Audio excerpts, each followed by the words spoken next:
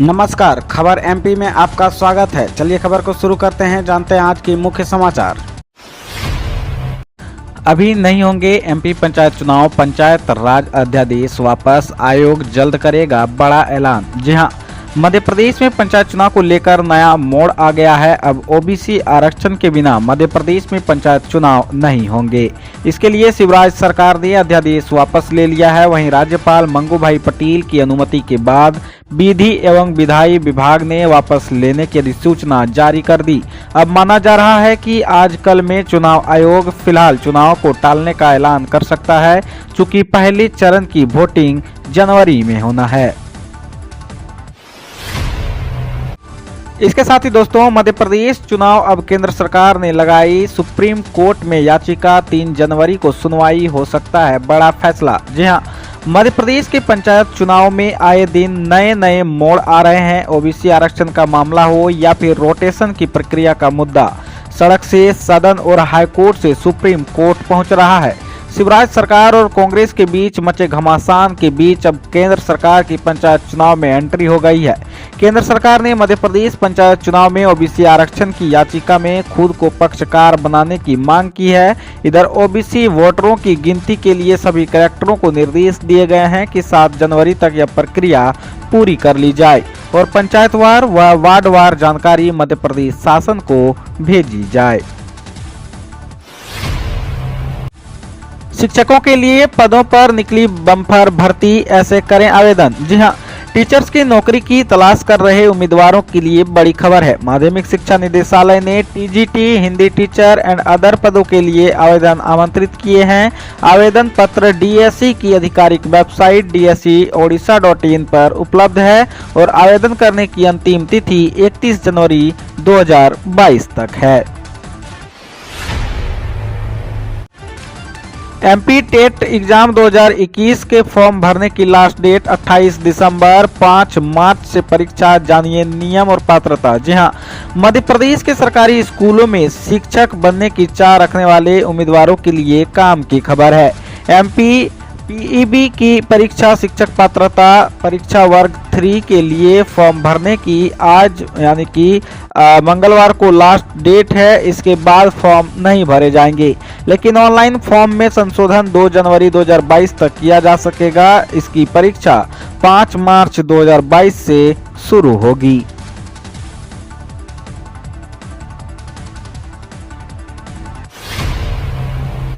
बच्चों के टीकाकरण की शुरुआत 1 जनवरी से, जानिए कैसे होगा रजिस्ट्रेशन। जी हां, कोरोना वायरस के खिलाफ जंग में जुटी भारत सरकार अब बच्चों के लिए भी टीकाकरण अभियान का आगाज करने जा रही है।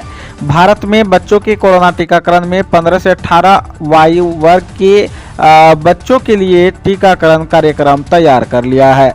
कोविड-19 वैक्सीनेशन फॉर चिल्ड्रन 3 जनवरी 2022 से शुरू होगा, जिसके लिए रजिस्ट्रेशन की शुरुआत 1 जनवरी 2022 से होगी। कोविन प्लेटफॉर्म के प्रमुख डॉक्टर RS शर्मा ने इस बारे में जानकारी देते हुए बताया कि 15 से 18 वर्ष की आयु के बच्चे 1 जनवरी से कोविन ऐप पर पंजीकरण कर सकेंगे। इसके लिए कोविन ऐप पर कुछ आवश्यक बदलाव किए गए हैं।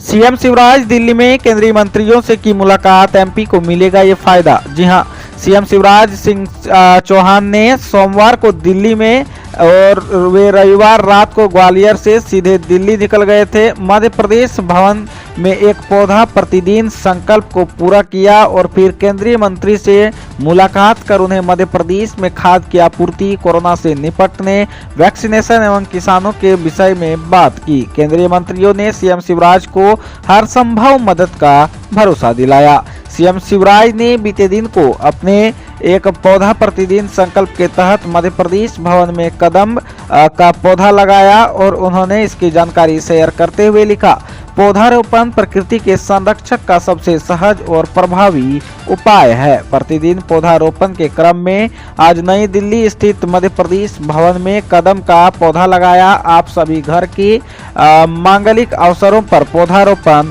अवश्य करें। प्रदेश में जैविक और प्राकृतिक कृषि को बढ़ावा देने की मुहिम। जी हां, खेती में रसायनों के अत्यधिक इस्तेमाल का असर लोगों के स्वास्थ्य पर पड़ रहा है। इससे होने वाली बीमारियों के रोकने के लिए अब प्रदेश में जैविक और प्राकृतिक कृषि को बढ़ावा देने की कवायद तेज हो गई है। प्राकृतिक खेती के लिए प्रदेश में करीब 99,000 हेक्टेयर कृषि भूमि का चयन कर लिया गया है।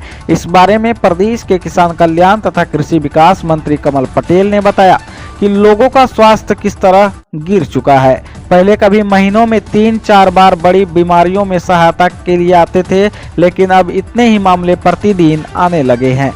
इन कैंसर जैसी घातक बीमारियों के मामले भी शामिल हैं।